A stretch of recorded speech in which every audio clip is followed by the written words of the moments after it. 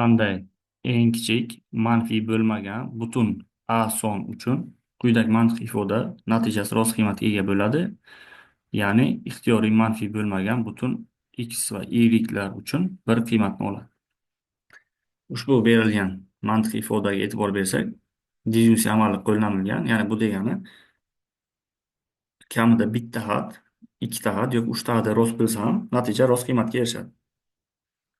Endi bunday tipdagi masalalarni bajarishda bizda mana bu, ya'ni hozir y katta 8 dan degan shart berilgan. Shu shartdan foydalanib yechimni boshlaymiz. Ya'ni mana shu shart yolg'on bo'lishi uchun y joyiga biz qanday sonlarni qo'yishimiz kerak? Ya'ni bu y dan katta, y 8 dan katta sonlarda rost bo'lishi aniq.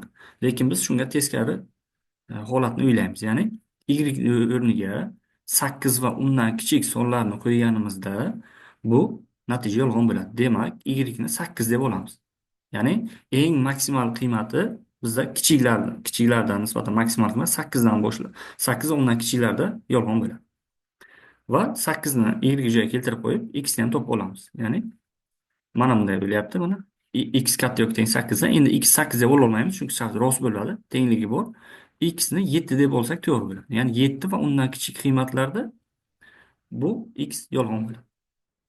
Ana aniqlab oldik. Y 8, x'imiz 7 ekan, keltirib ifodaga qo'yamiz. 3 kara x 7 plus 5 kara 8 kichik a'dan.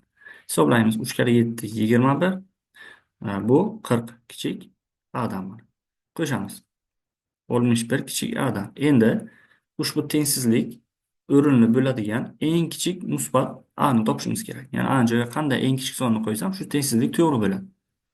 Ya'ni a'ni joyiga 61 qo'yib bo'lmaydi, yolg'on bo'ladi. Demak, eng kichigi 62 qo'yishimiz mumkin. Shunda rost bo'ladi. Demak, javob ana shu.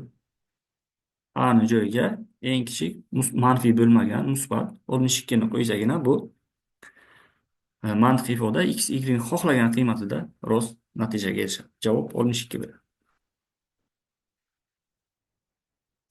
Navbatdagi savolimiz qanday eng katta manfiy bo'lmagan butun a son uchun quyidagi mantiqiy ifoda natijasi rost qiymatga ega bo'ladi. Ya'ni x va y ni ixtiyoriy musbat qiymatlarda bir qiymatni oladi. E'tibor beradigan bo'lsak, bu yer y katta yoki teng a dan, x katta a dan. Ana shunday tipdagi masalalarda odatda x va y larni teng deb qarab tezgina natijani topamiz.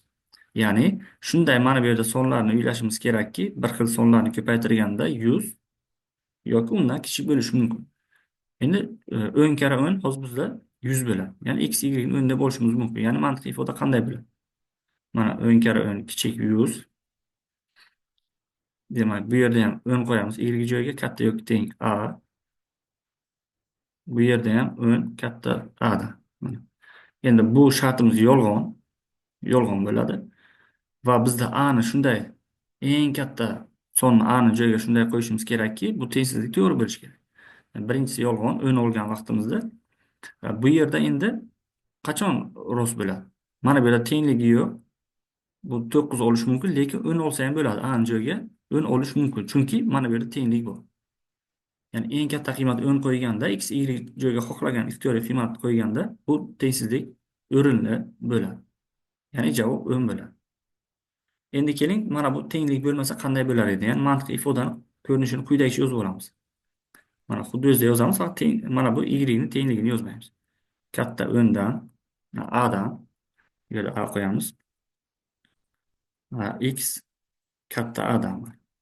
Endi bunday vaziyatda xuddi shu x, y ni hozirgidek 10 deb olamiz va bu yerda 100 kichik 100 dan bu yolg'on.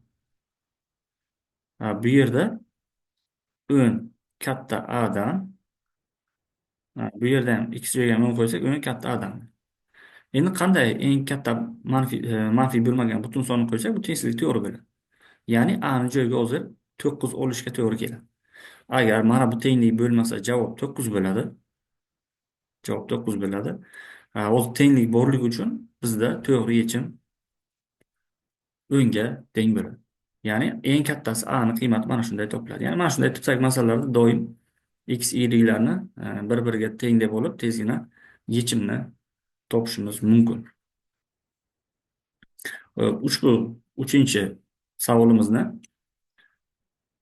demak bajarib, mana shu izohlarda javoblarni yozib qoldirsangiz, biz to'g'ri javobni sizga yuboramiz.